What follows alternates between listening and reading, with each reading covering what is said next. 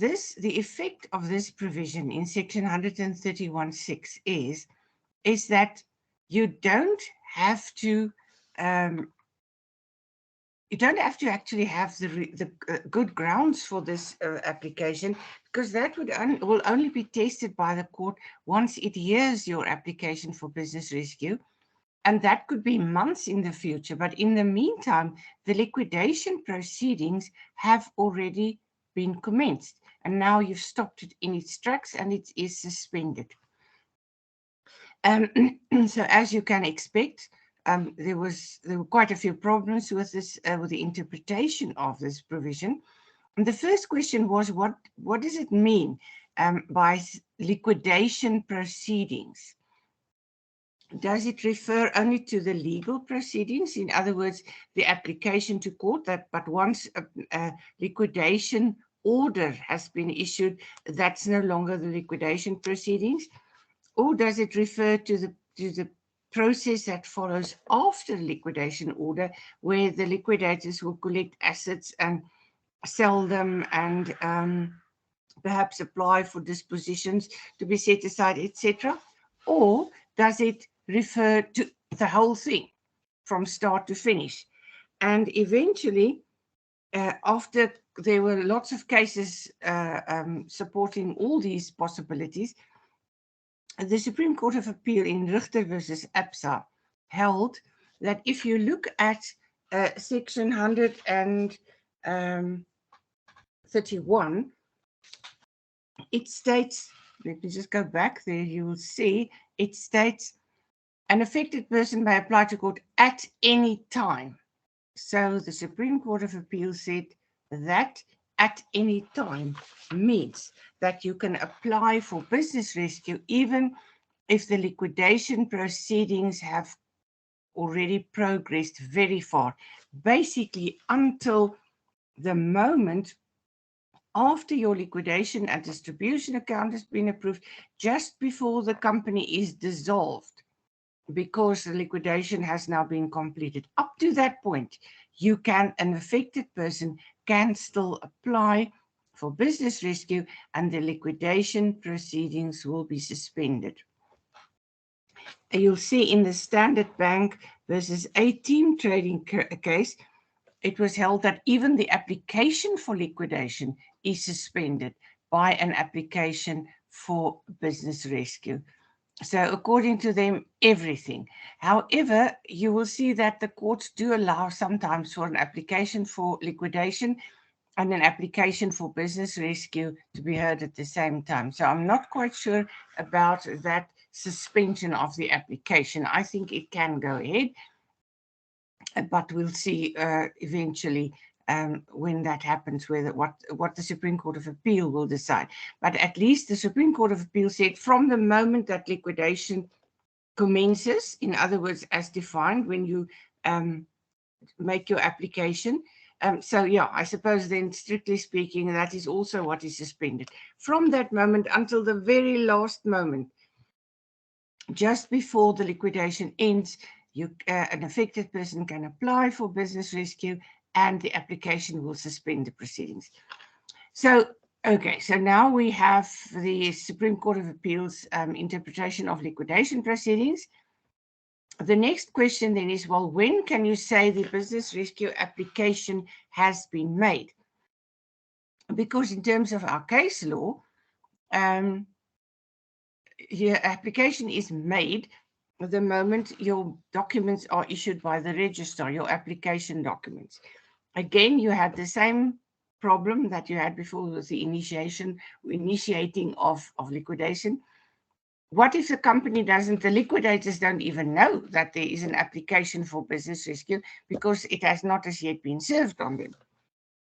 And so, in the Standard Bank versus Gas to Liquids case, the court held that the application cannot be regarded as having been made for purposes of subsection 6 until it has been served on the liquidators, so that they know that the company, that business rescue, that there's now an application for business rescue and the liquidation has now been suspended, or the liquidation proceedings have been suspended.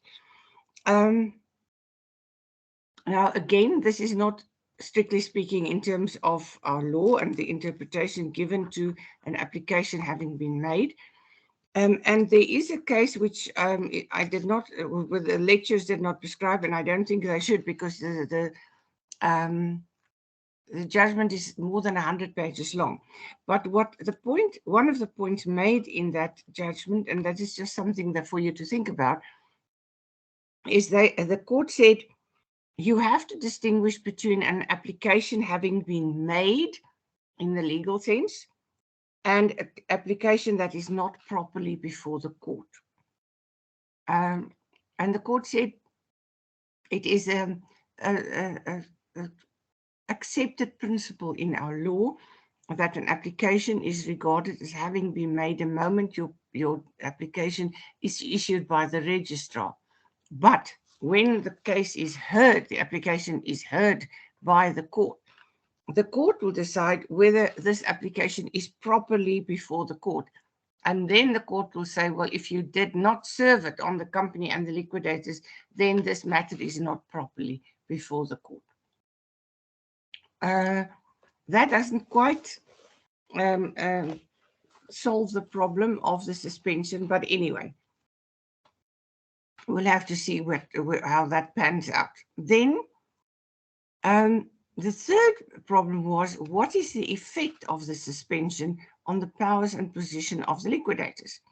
Do they now have no powers whatsoever? Are they removed? What is the effect? And the first case where this came up, or what we know about, was in the Janssen van Rensburg versus Cardio Fitness case, where the directors actually wanted to take back control of the company because they said liquidation proceedings have now been suspended. The liquidators have no right to keep control of the assets of the company. So we want the control back until there is a business rescue practitioner. And the court held that this is not correct, because the moment liquidation commences, in other words, when the application is made, and at this point there are already liquidators appointed, the directors lose their position. They are no longer directors. They have no right to be directors and to be in control of the company anymore. And the suspension of the liquidation proceedings will have no effect on this, because it is the liquidation has not been terminated, and the liquidators are still in control of the assets for the time being, until the court decides whether they will a business rescue order will be granted, in which a business rescue practitioner will take over, or whether, if the court refuses the application, the liquidation proceedings will go ahead and the liquidators will just carry on. And then came the Maroos case. And here the High Court realized that you have a problem if the liquidation proceedings are suspended, and but it can take a few months before the court actually hears the application for business rescue. What happens in the meantime to the assets? And the High Court then came up with a solution that has absolutely no basis in the law, and said, well, we'll appoint a manager to take control of the assets, but this manager will be the person who is going to be nominated by the directors as the business rescue practitioner. Fortunately, this matter was taken on appeal. The Supreme Court of Appeal said there is nothing in the Act that allows a court or anybody else to appoint a manager. Once liquidation commences, the directors are out. They have no position in the company anymore. They automatically lose their position. The liquidation proceedings have only been suspended. They've not been terminated. So the liquidators are still validly appointed, and they still have a duty to preserve the assets and the estate of this company until such time as a business rescue practitioner takes over, or if the application is refused, then they carry on. But the liquidators still retain their powers, except that because of the suspension, they cannot continue with the actual liquidation. In other words, they cannot continue to sell assets and make payments to creditors, etc. That is suspended. But the liquidation itself is not terminated, and the liquidators are still very much in the picture. So that at least has been sorted out, and for that reason, certain, if for instance you have a section 417, 418 examination going, that can carry on because the liquidation has not been terminated and it is only been suspended, and it's only the actual liquidation, in other words, selling of assets and collecting assets, that is the only thing that has been suspended. It's not been terminated. Right. Then in taboo trading, we have the business rescue that it only commences once the application has been lodged and the copy has been served on the company. So there again, you have this problem between formal commencement and the other affected persons not knowing about it, or the company itself even not knowing about the commencement of business rescue. So strictly speaking, what if the sensible thing would have been for the Act to say that business rescue only commences when a business rescue order has been given by the court, and that is when your liquidation proceedings will be terminated, not before. Okay. Now we get to the important point, which is what are the grounds for the business rescue order, because these will be investigated by the court. The court will have to be satisfied that these requirements are met. So first of all, the court must be satisfied that the company is financially distressed. Now you will remember that the definition of financial distress is actually phrased in the future. It says that there are reasonable grounds to believe that the company will become insolvent within the next 6 months, or the company will be unable to pay its debts within the next 6 months. So the first question was, what about a company that is already insolvent or already unable to pay its debts?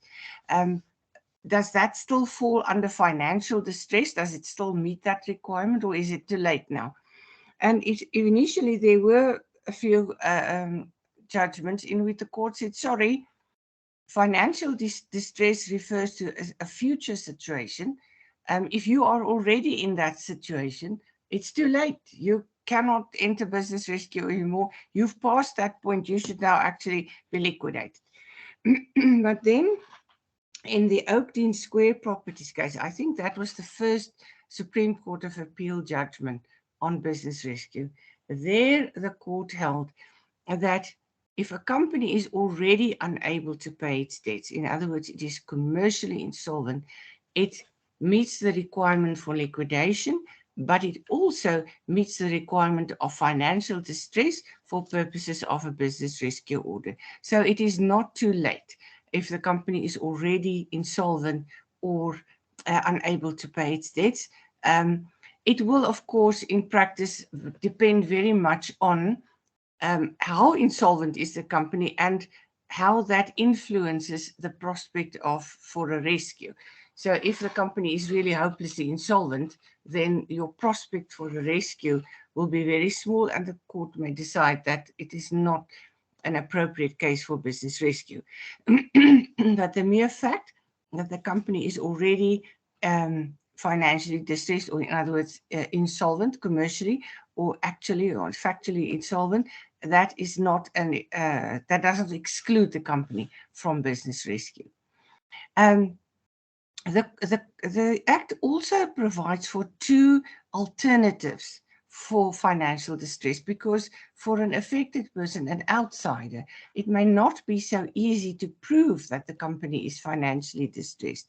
So as an alternative to proving financial distress, If the applicant, the affected person, can prove that the company has failed to pay any amount in terms of an obligation under a public regulation or contract with respect to employment-related matters. In other words, that would be salary that's not paid to employees, or bonuses or anything else that they're entitled to, or also the company's contribution to a medical scheme, a pension fund, the unemployment insurance fund, any of those public or statutory duties. If the company does not pay that, and it only has to miss one payment, that will be enough or that can be taken as an alternative for financial distress. You've seen in the newspapers, Denel, for instance, they stopped paying their employees sometimes. Then the employees found out that the company has not been paying their contributions to their pension fund or their medical scheme or the unemployment insurance fund, etc. Now those would be grounds for a business rescue order, depending, of course, on the circumstances of each case. There is also another possibility, which is that it is just and equitable to do so for financial reasons. Now, nobody actually knew what they meant by this, because if it's just and equitable for financial reasons, surely that would be one of the situations covered by financial distress. But we think it is possible that maybe when there is the court can see there's a problem, a financial problem, but the applicant just doesn't have enough information to prove that there is financial distress itself. In the Tire Corporation case discussed in your textbook, however, a court said, well, they used it for something else. And here the court, it was again the question, if a company is already insolvent, already unable to pay its debts, is it too late for business rescue, or does it still meet the requirement of financial distress? The court then said, it does meet the requirement of financial distress, but just in case I am wrong, I will base it also on it is just and equitable to issue a business rescue order for financial reasons. So that was the alternative. The second requirement is that there must be a reasonable prospect for rescuing the company. And remember, rescuing the company covers both rehabilitating or restoring the company to solvency, or just getting a better return for creditors. Now, I've already discussed the first problem they had there. Let me just see. I think there is a slide on that. Okay, we've already covered that. And then the alternatives. The reasonable prospect of rescue, the first question was then the question whether the two goals are on equal footing, because in England they are not. Also in Oakland Square, as I've already discussed, the Supreme Court of Appeal held that they're on the same footing. In other words, you can apply for a business rescue order, and from the very start, you can base your application on the fact that you have grounds, or you can prove that the creditors will get a better return than from liquidation. Because there were a few cases where the court said, no, you cannot base your application for a business rescue and then say, well, actually, I know the company cannot be rescued, but I believe that creditors will get a better return. And the Supreme Court of Appeal said, no, that's wrong. You can actually base your application on that. So even though you know from the very start that you are not going to be able to rescue the company as an entity, you can base your application on the alternative goal. Then the next question was, well, how do you prove a reasonable prospect of rescue? Because the Act doesn't really give you any indication of what could be regarded as a reasonable prospect. First of all, the word prospect can mean a possibility or a probability. So that was quickly sorted out, because the court said, one of the weaknesses of judicial management was that it required a probability and almost certainty that the company will be rescued as an entity by judicial management. We want something that's easier, a lower threshold, so we will interpret prospect as a possibility, but it must be a reasonable possibility. The question is, however, how do you test? How do you test whether there is a reasonable possibility? And you have the debate really started with the Southern Palace case, because here the court tried to give you a list of things that you should look at to decide whether there is a reasonable prospect. And these are really common sense types of requirements, such as you have to look at what went wrong in the company, why did it go wrong, can you fix it, how will you fix it, will you be able to get the funds, the post-commencement finance to fix the problem. For instance, a company that manufactures a product that is no longer wanted, there's no market for this product anymore. Why? How can you rescue it if it's going to produce a product that nobody wants? Unless you can show that quite easily it can turn into producing something that is wanted in the market. So that sort of thing. But the mistake that the judge made in the Southern Palace case was to talk about you have to show that the proposed business rescue plan would have a reasonable prospect of success. The judge, I'm sure, did not mean you have to submit a business rescue plan, but that is how some people interpreted that, and there was a bit of an outcry, and they said, well, you cannot expect the applicant to submit a business rescue plan because that's the job of the business rescue practitioner. And so, but the Supreme Court of Appeal said in Oakland Square Properties, no, you don't need to submit a plan, a rescue plan with your application, but you have to show something more than just a prima facie case. You have to show that there is you must provide concrete evidence that there can be a rescue, that you can achieve one of the goals, the goal on which you base your application. You must show at least this. So it mustn't just be guesswork or something that you think will happen, or that you think is a mere possibility. It must be more concrete than that.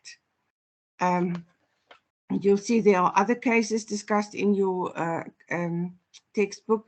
The Normandy restaurants investments, where the court also said that you need more than a mere prima facie case.